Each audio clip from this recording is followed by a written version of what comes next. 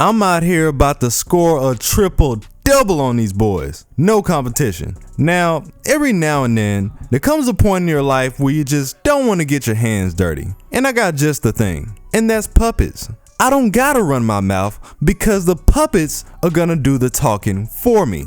Being more specific, puppets are one of the many familiars a mage might use whenever they need a helping hand. The dead apostle ancestor Van Film, Cornelius Alba, and Toko Awazaki have all shown expertise in this field. As a matter of fact, Cornelius and Toko had classes together when they were in school. If you remember the guy that helped burn down Kirisugu's village, Cornelius also appears in Kara no Kyokai. It is here where him and Toko came together on a project to reach the root. Toko created the building, but Cornelius created the puppets that were in it. His tamperings gave him enough room to put the brains of the residents into jars and place their identities into puppets for his control. The building had around 30 households, so if we assume that each household had around 2 people, that's 60 puppets that you would have to deal with. This would be even more effective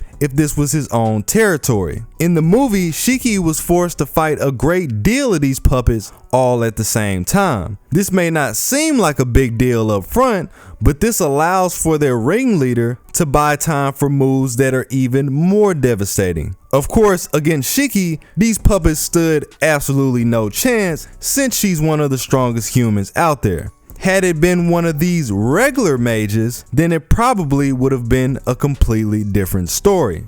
Alas, the roles that Cornelius often takes part in never really give us enough time to see the full extent of his abilities. But Toko, on the other hand, we get to see her puppets in full depth. In the story Witch on the Holy Night, her sister Alko had a one-on-one battle with one of her puppets, and even that was giving her a hard time. If you haven't seen this fight, you are doing yourself a great disservice, and the link will be in the description. Basically, every time Alko thought that she had Toko's puppet figured out, it would showcase something else. Now, in contrast to the puppets that Cornelius used, Toko's puppets are true dolls with modifications from the ground up. The first thing that you notice is that the doll can operate on its own accord. Once Toko puts in the command, the doll will do everything in its power to complete that task. So the master can be completely removed from the situation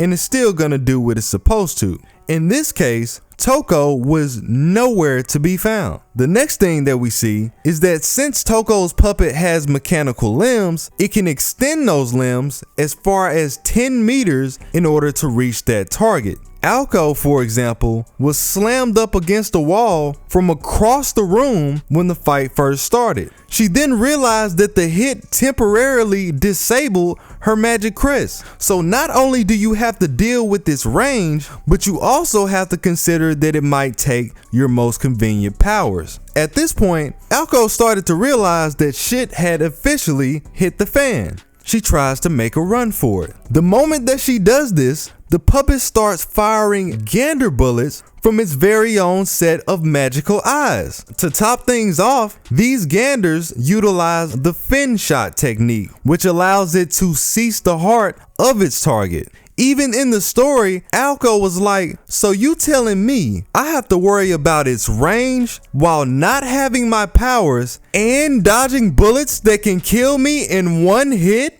Who signed up for this? The bullets will also ricochet off of certain surfaces even when they do miss. The same thing can be said about its mechanical arms. If the arm happens to miss its target, it can turn itself into a grappling hook that allows for the puppet to catapult its entire body across the room. Another thing that you have to worry about is the puppet's functions. If it's struggling to reach its target, it will grow an extra set of limbs and track that target down in a unique spider mode. The arms then created an even bigger fin shot, making it more difficult for Alko to dodge that instant death. It has echolocation on the same level of a bat, giving it the ability to fight in total darkness. it gains reciprocated energy upon dishing out a successful curse that brings it back to normal strength. So unless you're going for the kill, you might want to think twice before fighting back,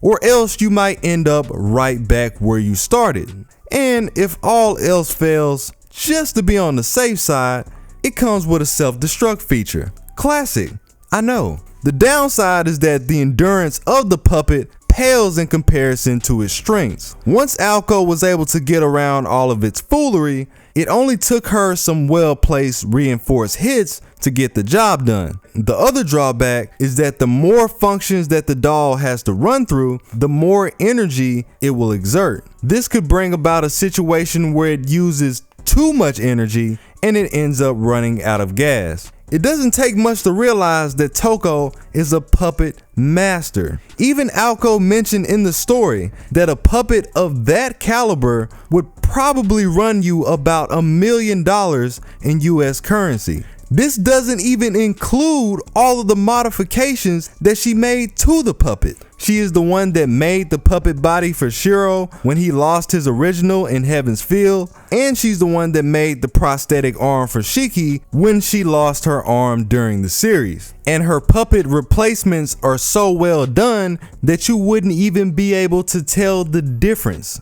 And of course, if you look at Fate Collide, you have the puppets that were used during the Ainsworth War. Though I will admit that's more of a discussion for class cards, so we're gonna save that for later. Most of the time, what we see is mages using golems, which falls in the same bracket. I do want to see more use of these puppets. It is a highly slept on art that not many mages get into, and I do think a quality design would have a lot of these guys in trouble. Just imagine having to fight the puppet and Toko at the same time. What are you gonna do? The mere thought is terrifying. By the way, somebody tells Sasori from the Akatsuki that he's not ready. You come over here with that nonsense and you're getting curb stomped. Respectfully. Let me know what you guys think. Like the video if you enjoyed it. Shout out to all the patrons, and I will be back with more Tight Moon content. It is your boy Tsiah. I'm out.